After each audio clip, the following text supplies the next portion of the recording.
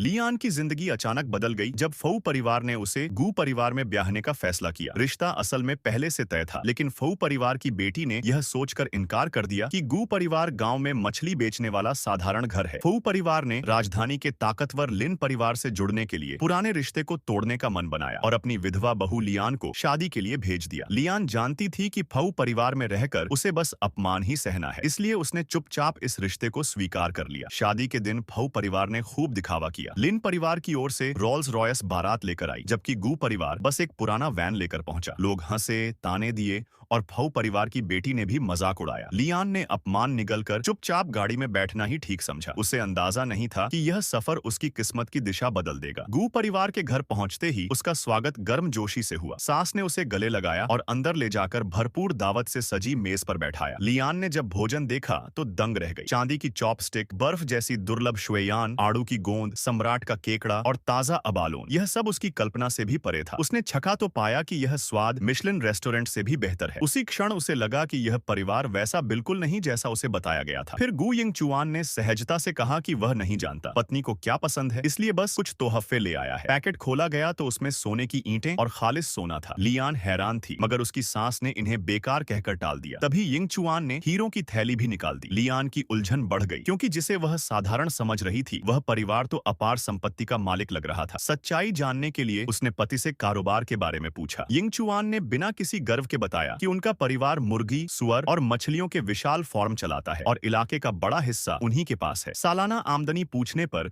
उसने लापरवाही से कई बैंक कार्ड उसकी ओर बढ़ाए और कहा कि कुछ अरब रुपए जेब खर्च समझकर रख लो। लियान अवाक रह गई, जैसे अचानक खजाने के भीतर पहुंच गई हो। उधर फऊ परिवार की बेटी फऊ छियान छियान, जिसने गू परिवार को तुच्छ समझकर लीन परिवार को चुना था, वहां अपमान और दबाव में जी रही थी। लीन परिवार उसे सिर झुकाकर चलने को कहता, जरा सी अवज्ञा पर डांटता और उसके मायके को व्यापारिक धमकी देता। जिस ऐश्वर्य की चाह में उसने गू परिवार को ठुकराया था, वही उसके लिए जेल बन चुका था। कुछ समय बाद वानहुआ चैम्बर ऑफ कॉमर्स का आयोजन हुआ। लियान अपने पति संग वहां पहुंची और बाहर ही उसकी भेंट छियान छियान से हो गई। छियान छियान ने उसे गांव की औरत कहकर अपमानित किया और चोरी का आरोप लगा दिया। तलाशी में लियान के पास से सोने का कंगन और एंजेल स्टीयर्स हीरे का हार मिला। छियान छियान बोली कि गू परिवार जैसा मछली बेचने वाला इतना महंगा गहना नहीं खरीद सकता, यह जरूर चोरी का माल है। भीड़ उसकी बातों से सहमत होने लगी, लेकिन लियान ने दृढ़ता से कहा कि यह सब उसके पति ने दिया है और बिना सबूत किसी की इज्जत लूटना सबसे बड़ी गलती है। जब लिन परिवार ने उसे बाहर घसीटने का आदेश दिया तो लियान ने चेतावनी दी कि अगर उसके पति को हाथ भी लगाया गया तो वह लिन परिवार को राजधानी से मिटा देगी। उस पल सबको समझ आ गया कि साधारण दिखने वाला यह परिवार